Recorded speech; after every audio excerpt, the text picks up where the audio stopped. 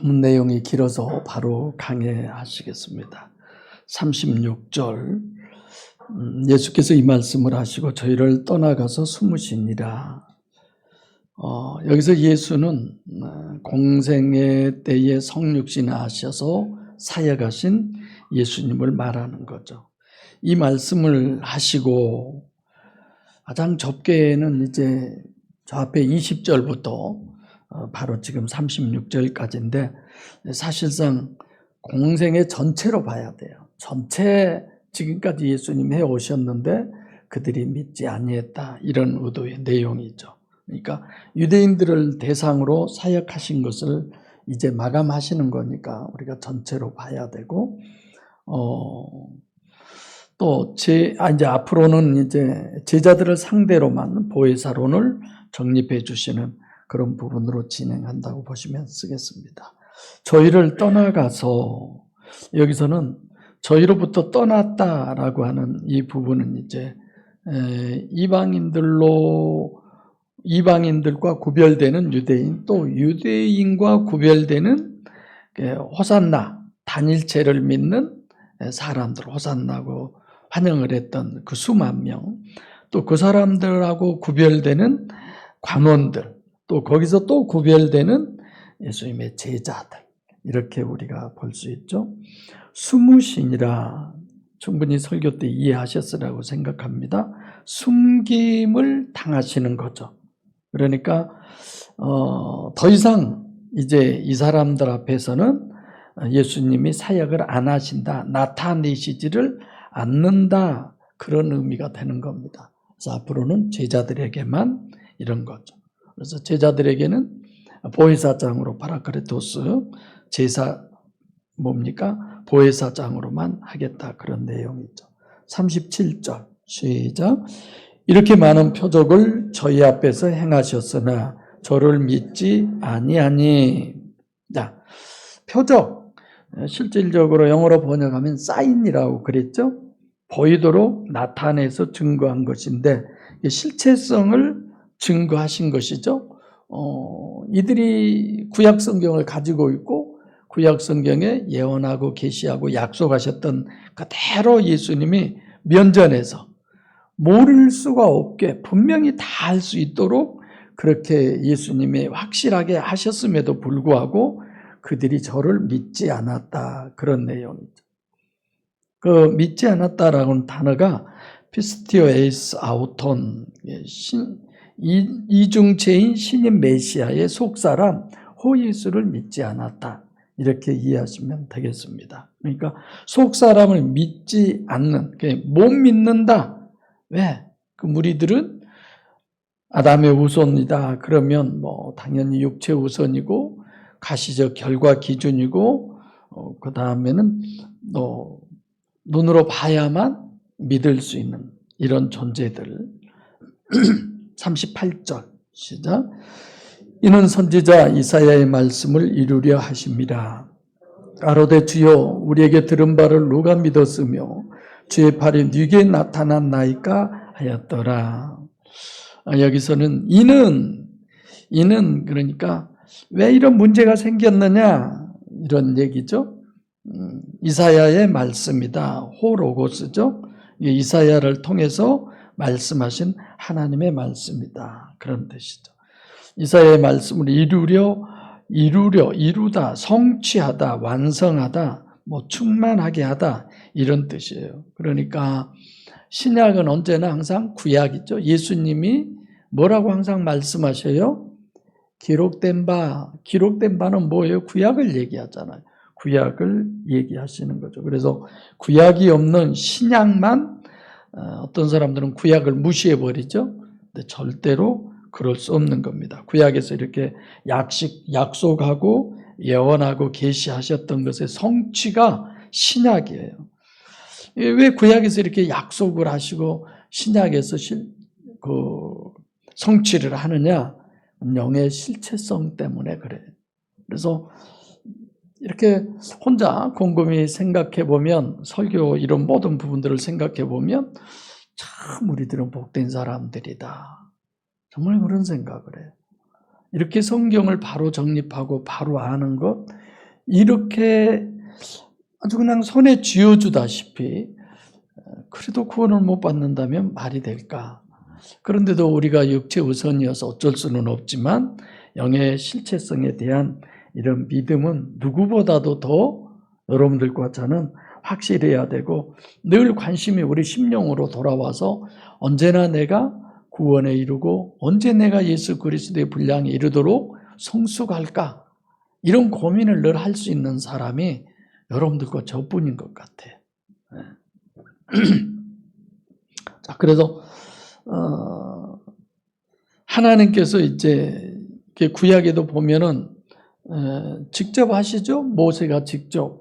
뭐 신약에도 와서 보면은 요한복음 15장에 보면 너희가 아버지께 구하게 했으나 이제는 내가 너희를 위해서 구하는 이런 부분이 아니라 너희가 직접 이제는 하나님과 관계를 하고 직접 너희가 구하게 된다. 그래서 하나님과 바로 직접적인 관계를 이렇게 갖게 하시는 말씀을 늘 생각해 보면서 그래 어디까지나 내 사명은 여기까지 강단에 서서 하는 거고 그러니까 중매쟁이죠. 여러분 각자가 1대1로 주님과 혼인을 하셔야 돼. 결혼을 하셔야 돼. 심령 안에서. 가로되 주여 우리에게 들은 바를 누가 믿었으며 누가 믿었냐? 나를 누가 믿었냐? 이런 말씀인데 그 말씀 자체를 믿지 않았다 이건 거죠. 그러니까 믿긴 믿었는데 이들은 관념으로 그냥 믿었다. 실제는 아니더라. 믿은 것 같은데 실제는 아니더라. 몇십 년 교회 다니고 어떤 사람들이 생각했을 때 높은 직책을 갖고 이렇게 저렇게 했지만 실제 봐보니까 아니더라. 이런 거죠. 여러분들과 제가 그러잖아요. 말은 내 마음의 주인을 예수님으로 바꾼다고 그러고 순서도 뭐 이러고 저러고 하는 것들이 많이 있는데 실질적으로 우리가 살다가 어떤 어려운 일을 당하면 하나님을 원망하게 되고 하나님 왜 나한테 이러냐 이런 거 많이 있죠. 근데 우리가 우선순위에서 이것저것 다 한참 하다가 맨 나중에야 혹시 하나님이 우선순위에 맨 끝 꼴등 뭐 이런 정도 아닌가 이런 생각도 우리들이 늘 해봐야죠. 그래서 믿음은 다른 게 아니에요. 시공을 초월하신 그 하나님을 내가 얼마만큼 실제적으로 내가 믿고 있느냐. 이것이 저는 신앙의 기준이라고 생각합니다. 주의 팔이 누게 나타나나이까? 팔이라고 하는 건 뭐 힘이죠? 힘을 상징하죠? 결국은 뭐 하나님의 팔, 하나님의 옷자락, 뭐 별의별 여러 가지 얘기가 많이 있습니다만은 결국은 성령의 실체성을 우리에게 말씀하신 것이죠. 그래서 생각해 보면 하나님은 사람으로 하여금 하나님을 실제로 믿고 실제로 교제하고 실제로 하나님께서는 우리가 하나님을 또 관계 하나님을 향하게 하기 위해서 별의별 모든 것들을 하나님은 다 총동원하시는구나 그런 생각을 하죠. 그래서 저도 그런 부분을 이렇게 보면서 하나님 우리 주변에 수도 없이 많은 비유를 들어서 하나님의 말씀을 전할 수 있는데 저도 비유를 들을 수 있는 우리들이 잘 이해하고 하나님의 말씀을 잘 알 수 있는 비유를 많이 내가 깨닫고 설교할 때 그걸 써먹게 해주세요. 이런 기도를 할 때도 있어요. 물론 지금도 가끔 하지만 그래서 하나님을 실제로 인간이 믿을 수 있다면 하나님도 뭐 비유고 뭐고 그럴 게 뭐 있습니까? 근데 정말 하나님 믿기 어려우니까 하나님이 이러시는 거죠. 주의 팔이 누게 나타났나이까? 나타나다. 이거는 성령의 능력으로 나타나다. 이런 얘기죠. 39절 시작. 저희가 능히 묻지 못하는 것은 이 까닭이니 곧 이사야가 다시 이르시되. 여기서 저희는 누구예요?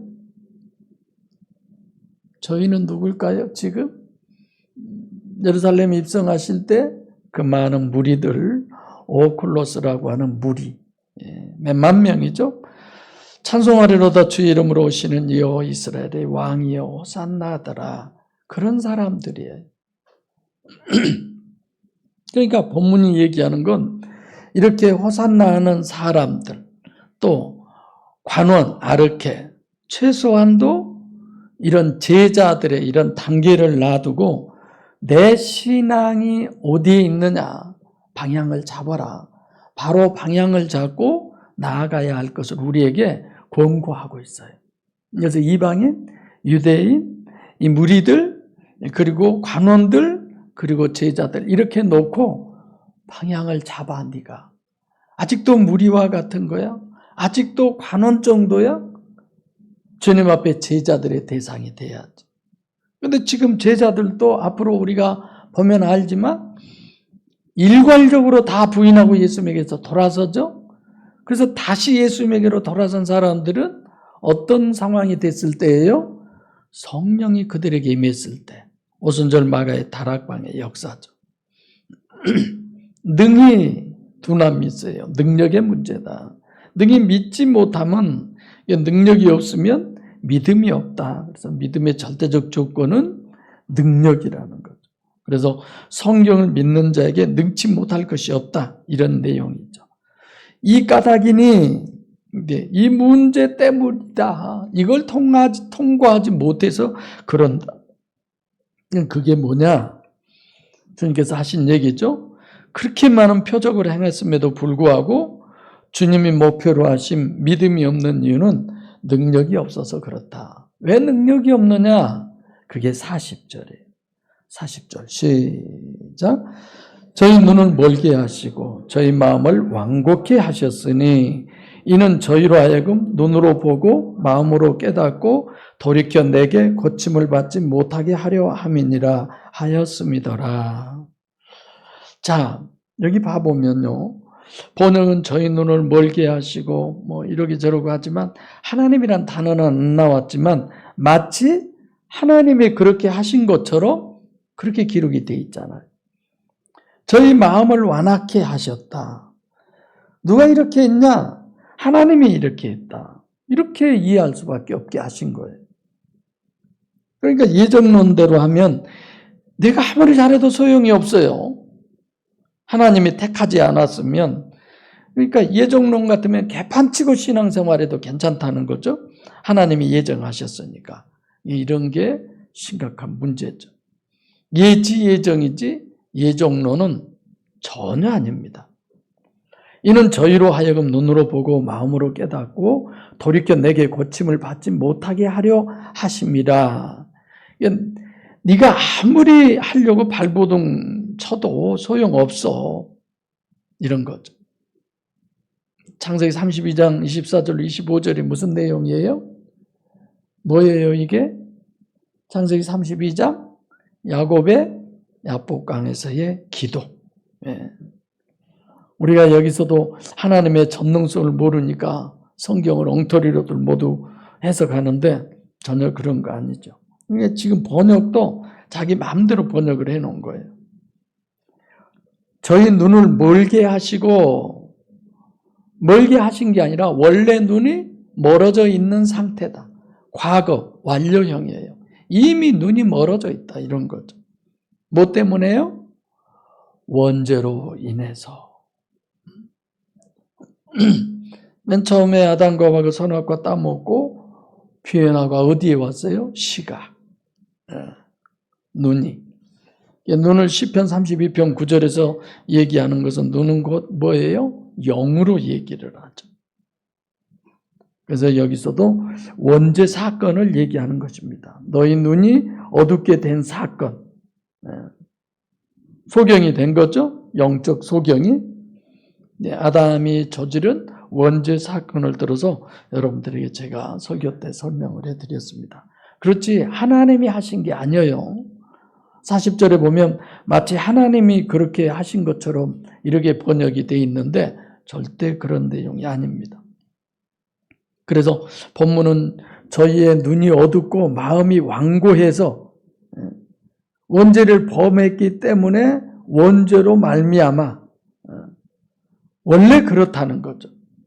그래서 눈도 봐도 보지 못하고 마음도 깨닫지 못하고 모든 것이 줄줄이 돌이키지도 못하고 치료도 못 받고 뭐 때문에?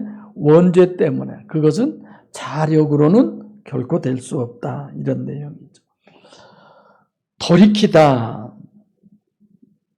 그 메타노에오나 마찬가지인데 메타노는 이성적으로 분별해서 되돌아가는 것이죠. 유턴, 턴 어게인. 육의 법칙에 있던 사람이 영의 법칙으로 혁명적 전환을 통해서 천국으로, 이것이 아담 후손이 맨 처음에 창조로 되돌아가야 된다. 시각의 변화가 오기 전에 그 모습으로 그런 거죠. 그래서 예수님이 마태복음 4장 17절에 침례 요한처럼 공생에 시작하면서 맨 처음에 뭐라고 그랬어요? 회개하라, 천국이 가까웠느니라.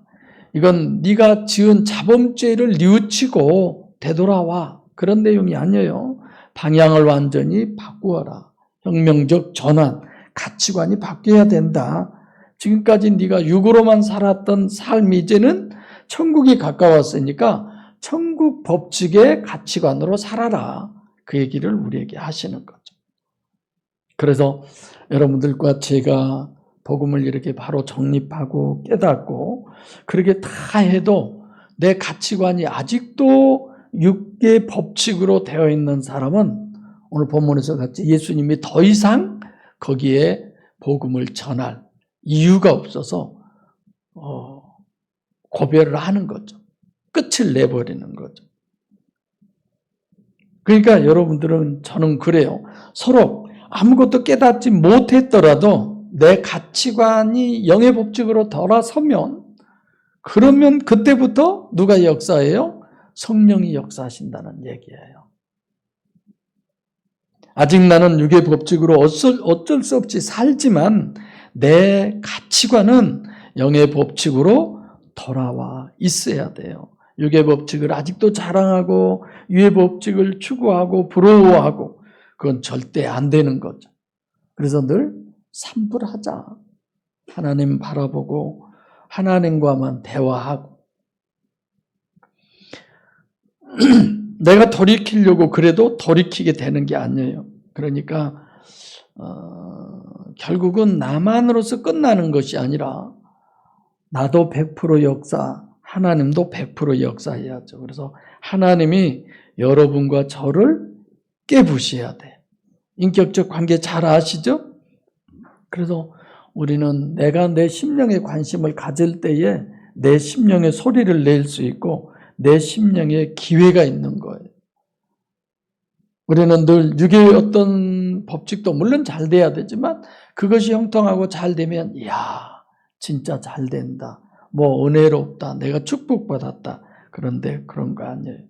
그래서 인생에 딱 한 번만 깨지는 것인데 그건 아무 때나 되는 게 아니고 누가 역사해야만 된다? 성령이 역사하셔야만 된다. 그걸 누가복음 5장 8절에 베드로를 통해서 여러분들에게 말씀드렸습니다. 그러니까 이방인에서 유대인으로, 유대인에서 호산나 이제 여기까지 왔다가 지금은 관원, 아르케의 문제를 얘기하는 거죠. 그래서 원본대로 하면은 저희 눈이 어둡고 저희 마음이 완악해서 눈으로 봐도 안 보이고 마음으로 깨달아도 깨닫지 못해서 돌이켜 짓지도 않고 그래서 고침을 받지 못했다. 이런 내용. 고침. 이 고침은 하나님만이 고치시는 거예요. 사실상 죽음에서 사는 방법은 어두움 속에 빛이 들어와야지. 아무리 어둠을 퍼내도 어둠은 그대로 남는 거죠. 그 고침은 하나님이 여러분같이 심령 안에 임마누엘 하심이 고침입니다. 영적 치료죠.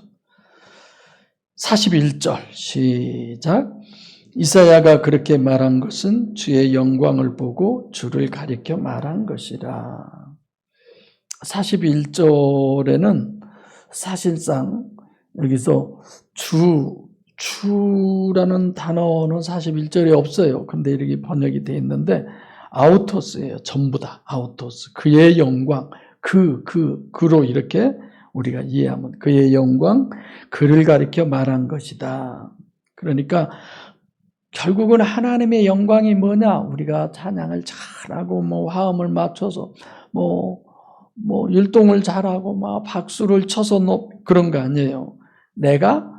여러분이 성령으로 거듭날 때에 하나님의 영광이에요. 그것이 하나님의 영광이에요. 이렇게 성령으로 거듭난 그 하나님의 영광, 그걸 보고 얘기했다 이런 거죠. 그래서 하나님이 영적 치료를 하신, 원죄로 죽은 사람을 구원하신 것을 보고 그게 영광이다. 42절 시작. 관원 중에도 저를 믿는 자가 많되 바리새인 드러나게 말하지 못하니 이는 추례를 당할까 두려워함이라. 왜 관원이라고 그래요? 관원, 높은 사람이라는 뜻이죠. 아르케. 그래서 제가 아르케라는 단어만 씁니다. 지배자, 판단자, 능력자. 무슨 능력이에요? 인간의 능력이에요. 관원. 육적 능력. 요즘 우리 주변에 아주 육적 능력을 그냥 분수대로가 아니라 분수를 뛰어넘어서 마음대로 쓰는 사람 있죠? 그 분별이 아무리 본능적으로 분별력이 뛰어나도 그것은 무하고는 안 된다? 구원하고는 안 된다. 이런 내용이에요. 솔로몬 봐보세요. 지혜가 전무후무하다는 그런 얘기를 한 얘기가 뭐예요? 분별력이 뛰어난 사람이다. 이런 내용이죠. 근데 그런 뭐예요? 그래서 여기 관원, 아르케가 바로 그런 의미가 돼요. 보이는 사람이죠. 육적 능력으로 보는 건지 우리가 성령의 능력으로 보는 건지도 우리 스스로가 늘 생각해 봐야 합니다. 그래서 모태신앙 이런 부분도 그래요. 내가 성령의 역사로 믿는 건지 아니면 내가 진짜 성령의 내 자신의 어떤 인간적으로 배우고 듣고 세습되어진 이런 믿음을 내가 가지고 있는 건지 생각해 봐야 돼요. 또 마음은 이성적인 걸 얘기하는 거죠. 저를 믿는다. 이 아르케라고 하는 사람들은 속사람을 믿는 거예요. 우리들도 깊이 생각을 해봐야 돼요. 정말 내가 성령이 역사하셔서 속사람 예수를 믿는 건지 아니면 이성적으로 내가 많이 듣고 깨닫고 배우고 그래서 내가 믿는 건지. 천지 차이예요. 천국과 지옥의 차이예요. 믿는 자가 많대. 꽤 많아요. 그렇게 믿는 사람들이 많아요. 그러니까 우리가 이성적으로 세미나 듣고 설교 듣고 야 저게 맞아 진짜 그런구나.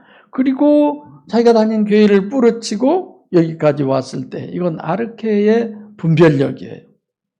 근데 그것으로 내가 다 된 것처럼 생각하고 더 이상이 안 되면 정말 문제죠. 그게 걱정되는 거죠.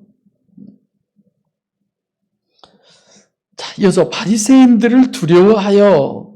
이 사람들이 겉보기로는 영적인 사람들이잖아요. 하나님 믿고.